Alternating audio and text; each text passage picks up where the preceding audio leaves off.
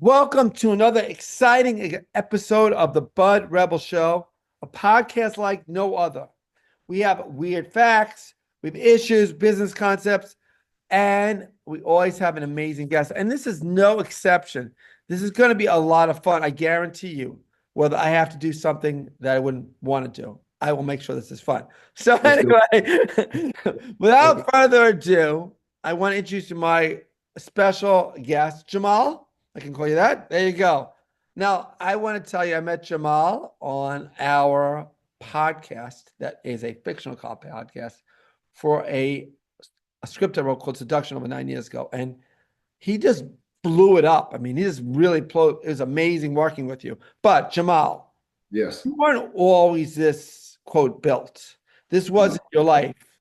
And I was no, watching a movie, by the way, and if I remember, I think it was CIA. It says no. it's sort of your life. So, Jamal, let's start from the beginning where you are and where you got there. Oh man. So at the very beginning, You were born, yeah, I was born. no aliens, nothing like that. That would be really cool. No, but funny story, man, is I was actually a short, overweight, fat kid growing up. I got picked on. I was in the school band. Funny story, my dad's got a really old soul. And he used to listen to, Michael Bolton and Kenny G and just a real smooth character. And he was very popular. Everybody loves him. Everywhere he went, we go into the grocery store and people, oh, hi, Jerome. And he got a lot of attention. It was good attention. And, I wasn't that way because I was a short, overweight kid. And I was like, you know what? I want to be like my dad when I grow up. And so going into my sixth grade year, I wanted to become a little bit more popular. And I was like, you know what? I'm gonna try and play the saxophone or like the clarinet so I can, get a little popularity going on here. And I walked into the band room, Eagle View Middle School in Colorado Springs, Colorado. And the band teacher, Mr. Haynes, as soon as I walked in, his eyes lit up. And he didn't even say anything to me. He said, he said, sit down. And he ran to the back. And so I was sitting there and talking to my mom, and this is going to be a good thing. I don't know what's about to happen, but he seemed like really excited. And I was locked in with my mom, and he came walking out, and he had a tuba, and he said, "Open your legs," and he put a tuba in between my legs. And I was like, "No, this is not what I had in mind." So that kind of structured who I am today. It was very humbling. There wasn't a lot of attention, and it was exact opposite. I got bullied and picked on, which I mean, it wasn't crazy, but I wasn't an athlete and wasn't getting that kind of attention. Michael Jackson was like, I idolized him, and even though you're not supposed to idolize him, but he's my hero, and Michael Jordan, figures like that. But I was a short, overweight kid. So I gotta tell you a story if you don't mind. I'm going yeah, back. go shoot, man. I was Go. I was picked on and teased as a kid. Like Yeah. I used to dribble without a ball. There you I go. mean, like, and that would be like people would be really. I was in the special ed program. When they put people in special ed programs when you're younger, Yeah. you knew Yeah. what special ed programs. Yeah. I never tell a story, but and I was always picked. I wasn't called last. I was called last one. The last one. If there's someone with disability, you'd be. It was a really rough, and you just knew it. And like I think what inspired me was one teacher, my Miss Isaac, that pushed me ahead. That said I could do more than I Yeah. I could, and she kicked me in the butt, I guess, and said, you're not. And she gave me the confidence. But I think, like you said, I think what happens is you have a well-established father. Yeah. And it's like if you're not up there as a little kid, you feel even worse. It's Yeah. actually harder when you have somebody successful in your life. And I had brothers and sisters that were like in cool crowd and everything else. And I was popular as a little kid because I was a baby of the family. But then Yeah. after you get like not as cute after three, like people don't care. So yeah, so it felt like a big drop. So I don't know. And I think that's similar to the way you have that whole experience growing Yeah. up. And but with me, and I think with you, we used it Yeah. to Yeah. our advantage. I then pushed ahead. I graduated top of class, whatever. Did Yeah. well. I mean, and you tell more of that story growing up after the sixth grade. What happened after that?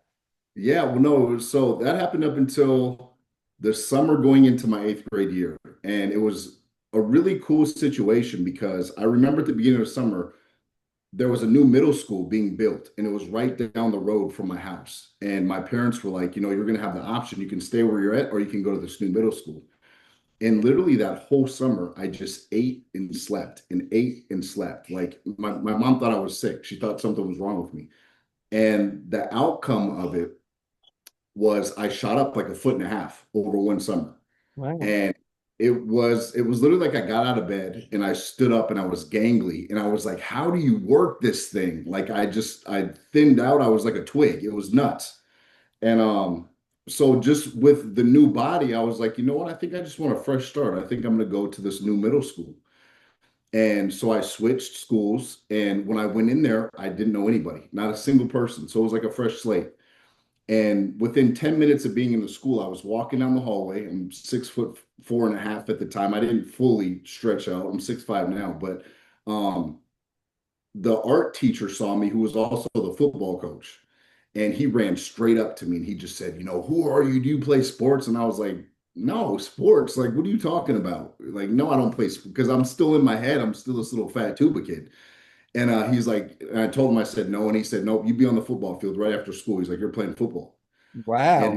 that's kind of how that kind of formulated. And I went out for football and I just had like this, and my body could move in ways that I wasn't used to. And you know what I mean? And it was just kind of like a newfound passion. So I latched onto it, had a good eighth grade year. I was a lineman. I was a tall, skinny lineman. Like I wasn't running the ball or catching the ball, but it was fun having that, just kind of different lifestyle. And there's nobody that knew me from over here. And it was just kind of a new page in this book.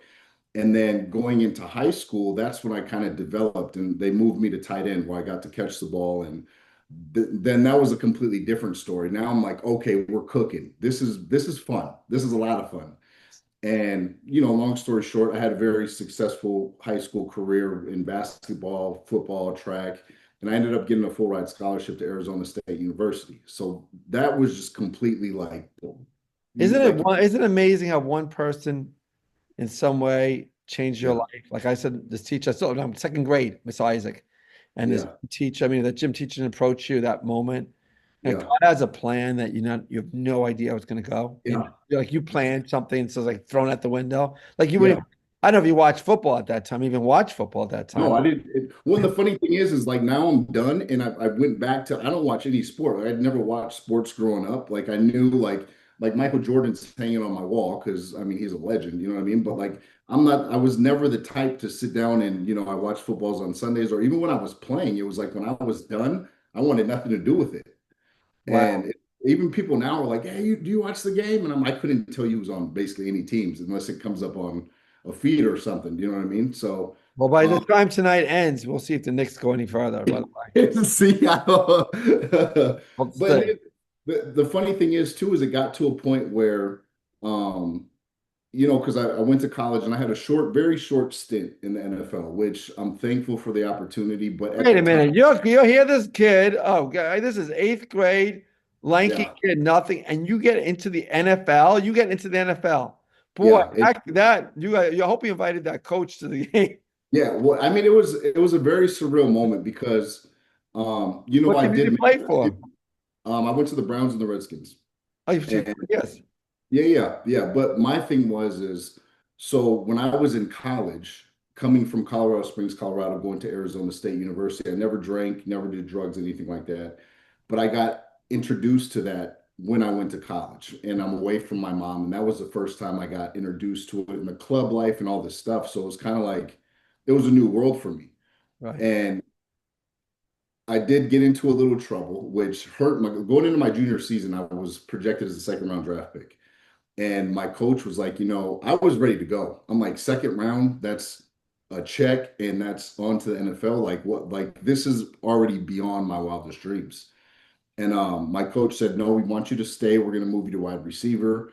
We'll take your draft status from second round to a first round draft pick.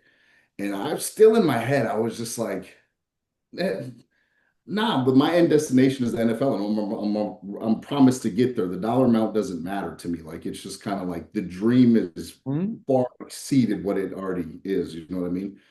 Um, so I ended up staying. In that summer, I got into trouble. I got into trouble off the field, and it hurt my draft status. I went from second round to undrafted, like just with one simple decision, right? And it comes from being young and immature and, living without your I wish parents. you didn't do that. I could have interviewed like the star of the NFL. What did you do that for? It's just, the crazy thing is going from that sheltered little tuba kid, Right, right? right. And now you're Now, popular and everybody wants you and oh everybody. man, just the Yeah. limelight everywhere I Yeah. went, it was free this and everybody loves you and You know, just, I gotta ask you a question, and I didn't even yeah, plan. Like, oh, this is such a freelance thing. yeah, This thing with this P. Diddy thing going on, and his environment, and everybody being invited to these parties and all this stuff. And I'm not talking about P. Diddy. I'm talking about the people invited to that party. All of a sudden, you're invited yeah, to a P. Diddy party when he's like famous. Like, yeah. turn it down. You don't like say, oh, P. Diddy's probably doing some bad stuff. It's like it's P. Diddy. You probably. Well, I think Oh, I in can't that imagine. case, in that case, I will say this, it's 99.99999% true, everything that you hear. Hollywood is a very dark industry, but the thing is so like with the Diddy parties, there's a lot of people that go to the Diddy parties, but there comes a point in time, I think who said it? Denzel said, make sure you're in by 10 because after 10, the devil comes out and you don't want to be outside, right? Right, right. And that's So good for me because I fall asleep at 10. exactly, I'm in bed by like 8. So I've never been to one. I'm a real inside the house kind of person. Like I have my fiance and her 2 kids, so it's very family orientated. But those parties do happen, and the crazy stuff happens after the fact. So there's a lot of people that are, I've been to Diddy parties and haven't seen anything. We'll say, yeah, because you didn't stick around long enough and start going in weird doors and Right. see stuff. Right. Yeah. Yeah. Just You know what I mean? fall asleep. So I know. yeah, I had one of those experiences in college where I went to a party and I fell asleep and I found out everybody like fooled around this one girl. yeah. I took 2 tequila shots and I was gone and I was on the floor. So I have no idea what happened. This is so Yeah, I'm just very yeah. it's good. But I'm very so lame at night. yeah, If so they so had parties like 4 o'clock in the morning, I probably would be like maybe that. Because that's yeah, yeah. yeah. I think I've definitely been there before. I had my time. I had some really good times in college, So and you get to go to the NFL still. You go to the NFL eventually. You did go yeah. there. So I had a short stint. I got picked up onto the practice squad. And again, once you get to that level, there's a lot of politics involved. So because I got in trouble, um, in college, I was looked at kind of as a high. I was living the NFL lifestyle in college. I had the nice cars, the fancy things, the money, and all that stuff. So it was kind of like that motivation for me was gone, which that was a driving force to get there was to live that lifestyle. Obviously, being, young and your why isn't as big as it is. Once you get older, your why is different than Right. when you're at the age, right? So it kind of took that motivational aspect of it. And honestly, if I'm being completely honest with myself and with you, I kind of fell out of love with the game when I started to see the politics involved. And it was no longer high school football where you're playing with your boys and enjoying it, right? Now it's a business. Now people have mouths to feed. Now, you get to see all the on and off the field that stuff that matters and stuff that doesn't, and clout and this, that. There's just so many factors that I was just kind of like, oh man, okay, well, this is different. So then I ended up getting hurt. When I Okay, we're got gonna hurt, pause you here for the commercial because we're gonna talk about how you make it into the acting field. But yeah. before I go, I want to mention this delicious lox called Oh yeah, there it Jamaal. is. It looks really good, and I can't wait to take a bite. I don't know about you out there. That's that. I want some through the computer. That looks amazing. And we will be right back.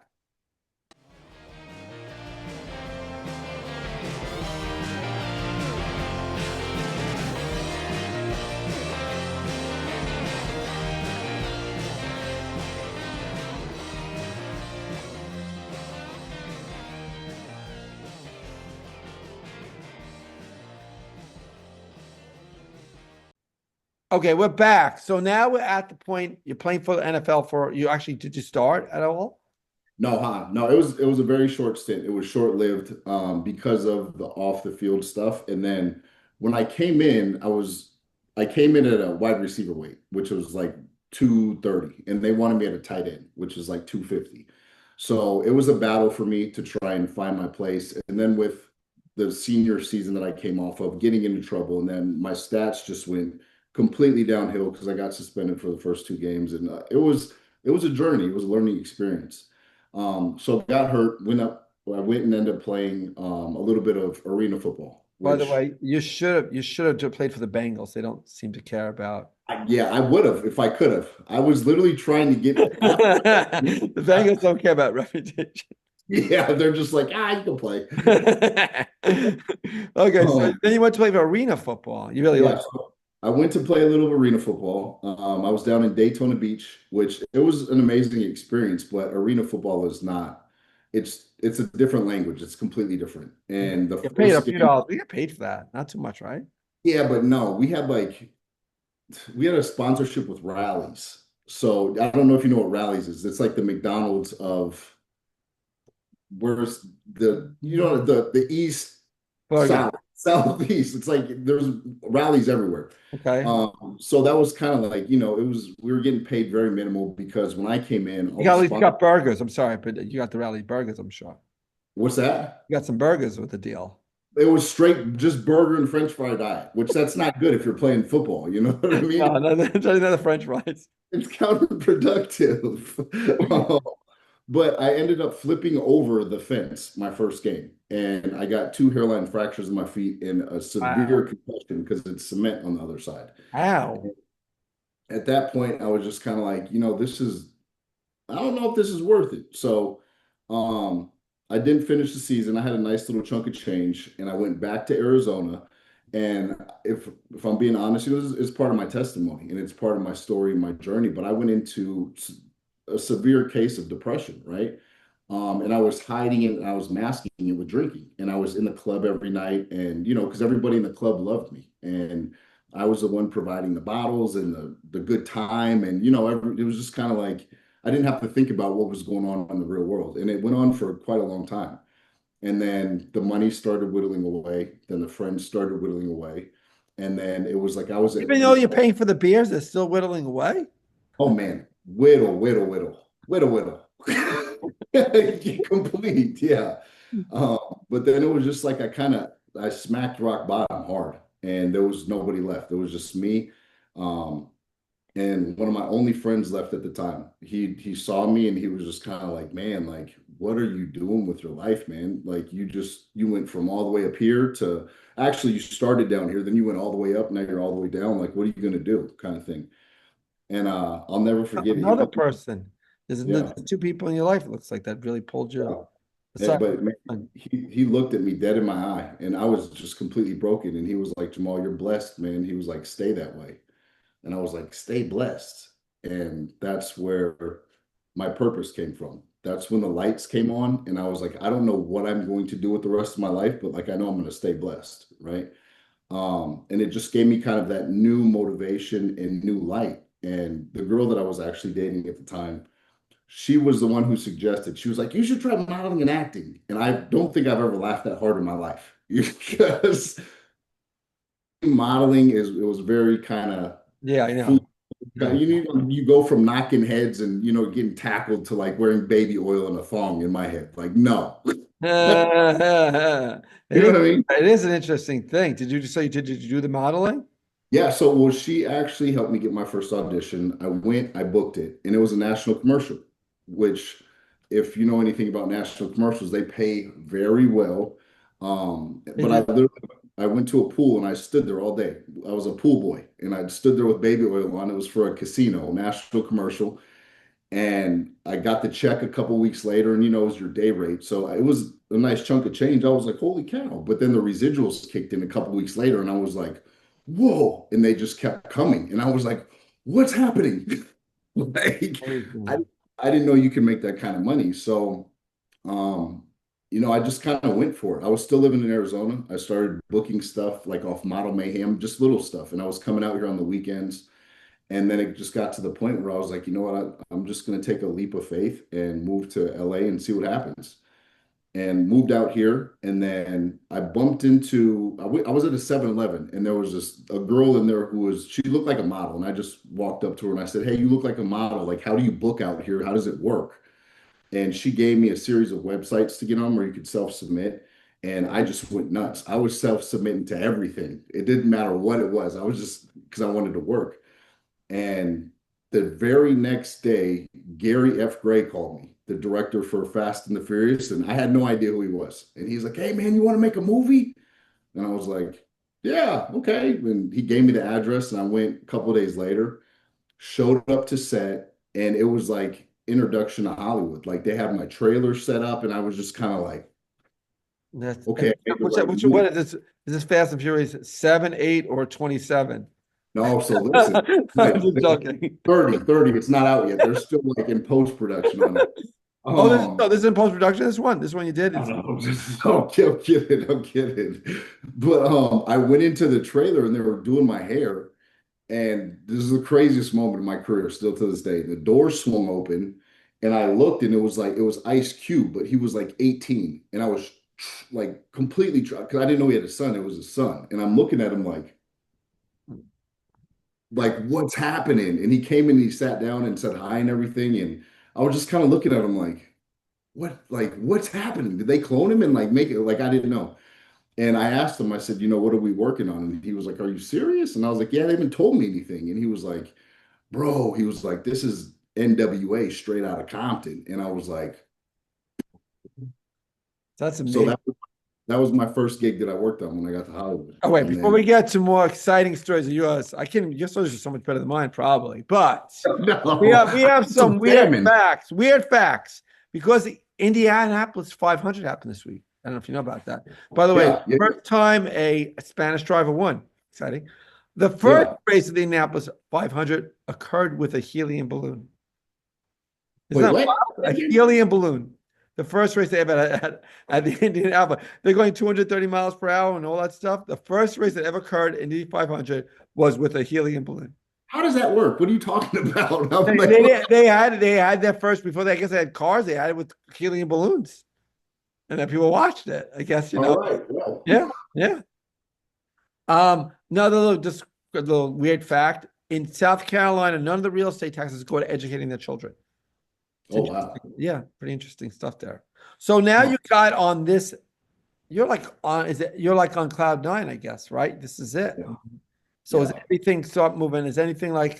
Do you hit any pitfalls in between this fast and? Oh yeah, I mean definitely. It's the thing was I got that was kind of that's everybody's that's how you picture Hollywood when you're an outsider. Like you want to get to Hollywood for that.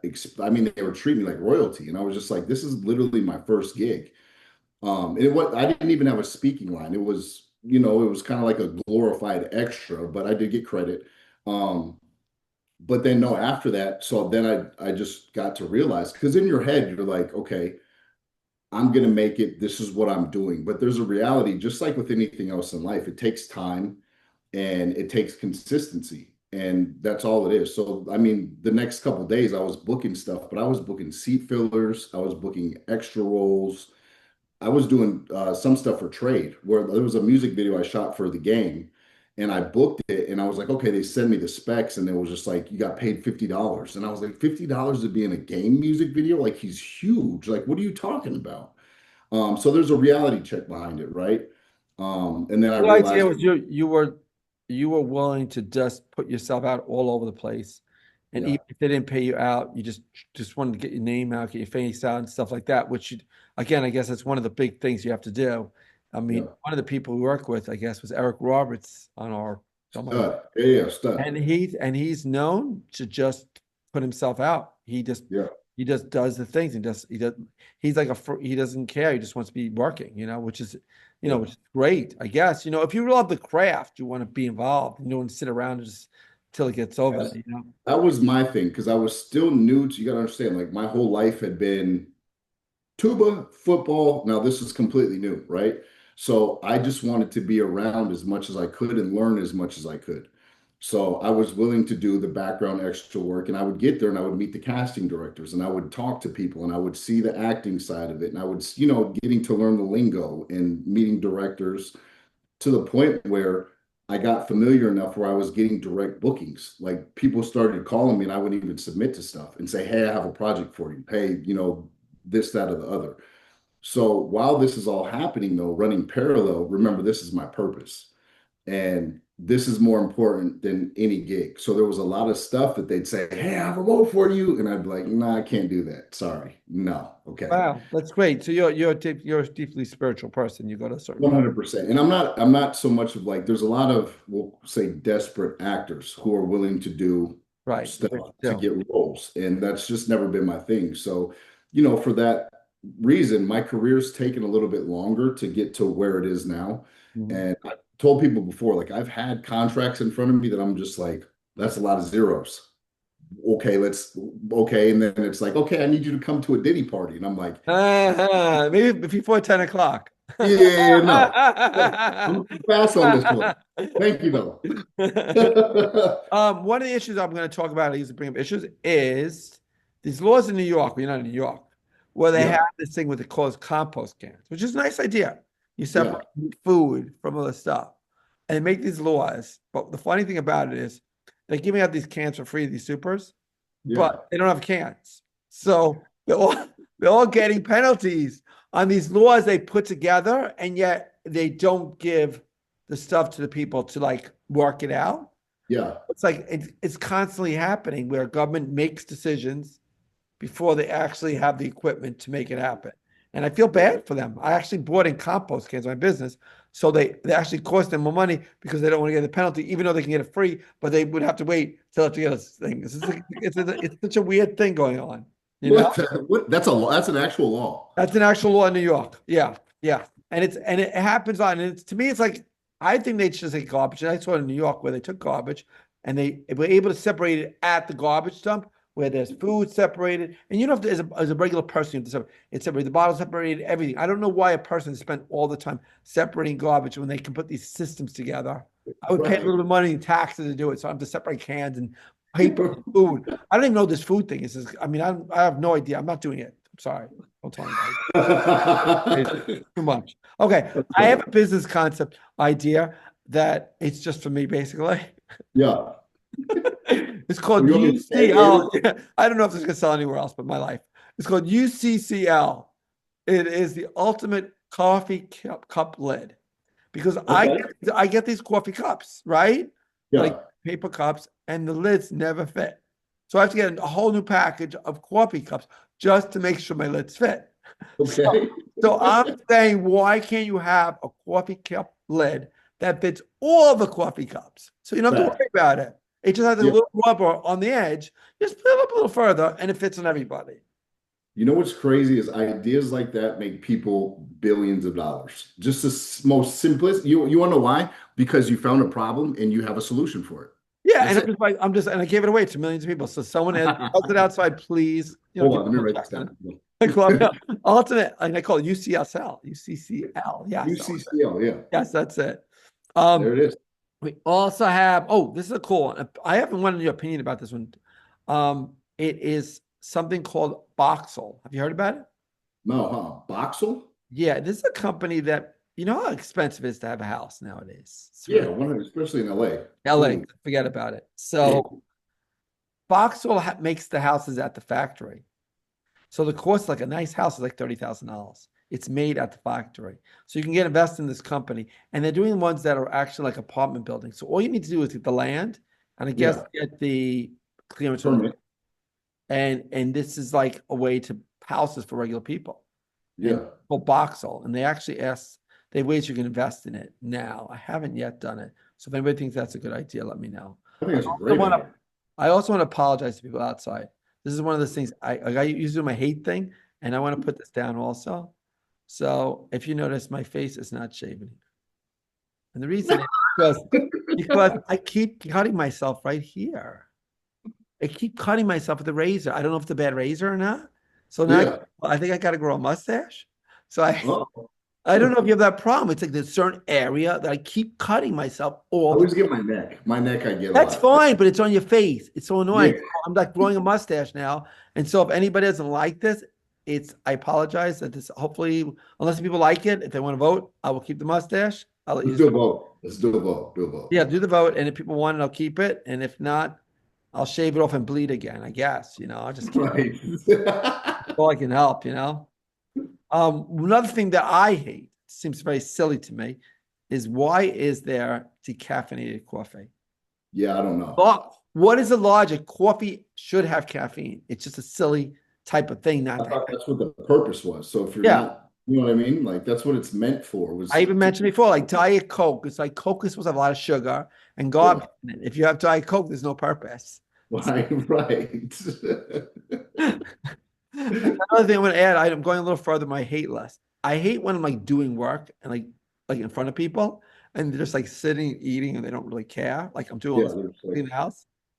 They don't want to like lift up a hand like I'm like sweating and it doesn't make a difference.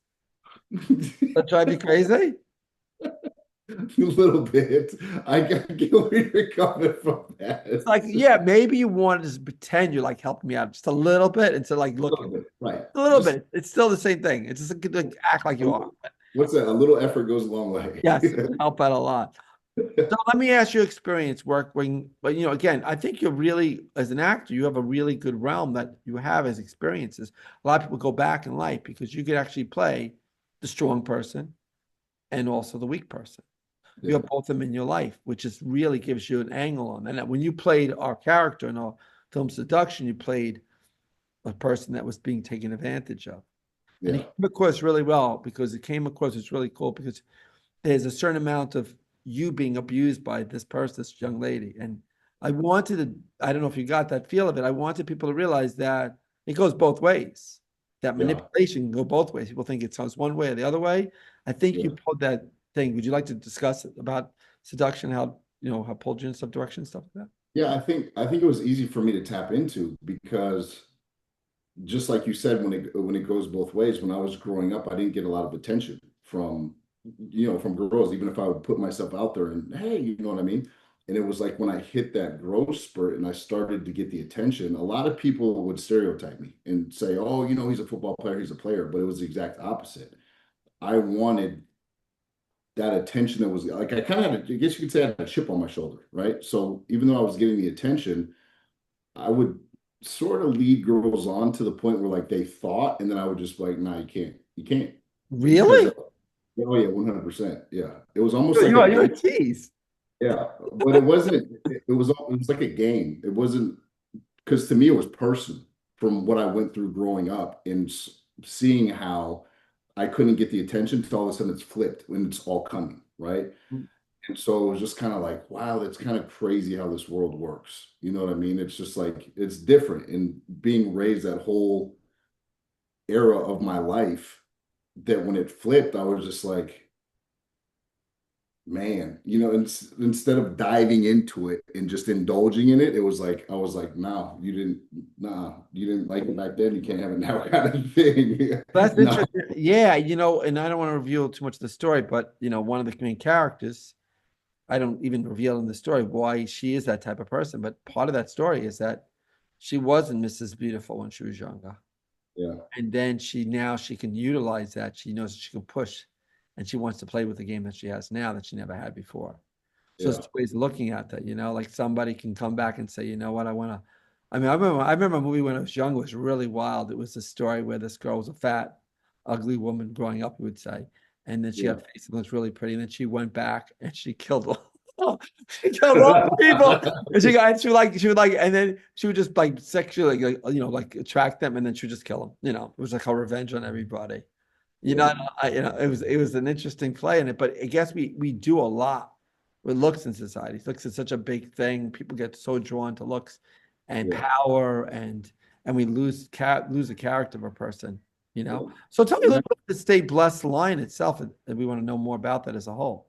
Yeah, man. So again, where it originated from was when I was at the low period in my life, and my friend told me that, and it stuck with me. It imprinted in my heart, and it became more of a lifestyle than the clothing line. And then back when Instagram had, man, it had just started, and I had like 50 people following believers. And I don't know if you remember this or not, but like you used to do a post and like you could see the people's names that liked your post until it hit like 11. And then it'd go to the number 11 and you'd be like, yeah, okay. One comment and you just come unhinged. Um, but I literally went to the mall one day and I just made just a little cheap shirt at a kiosk and it just said "Stay blessed," just like this, very basic. And I went and posted it on my Instagram, and I literally got like 50 likes and 50 comments, and people were just saying, "I need that shirt. Where do I get that shirt?" And I was just kind of like, "That's different. Like it's just a basic plain shirt that says "Stay blessed." But I prayed on it, and I just heard God loud and clear, and He said, "Make me a vehicle for this. Create me a vehicle for this message." And that's what I did. I sat down, I designed the logo, got it trademarked, and took all the money that I had at the time and just put it into, the manufacturing process, and didn't have a website or anything. And I literally just went and I started giving it to people. I was just giving it to my friends, and they were wearing it, started tagging me, and then people were asking, where can I buy this stuff? And I'm like, well, I don't know. Like, send me 20 bucks and I'll go get you one made. Like, it was very just spontaneous. There was no business, Wow. there was no nothing behind it. And and then once I saw the impact that it was having, then that's when I kind of like dialed in, and I was like, okay, I need to tighten this up, and not have people paying me through PayPal, figure out the website stuff. So it was a learning experience. It was never my plan. And now it's grown into something that's just absolutely amazing. And it's way bigger than I ever thought it was going to be. And it's going to continue to grow.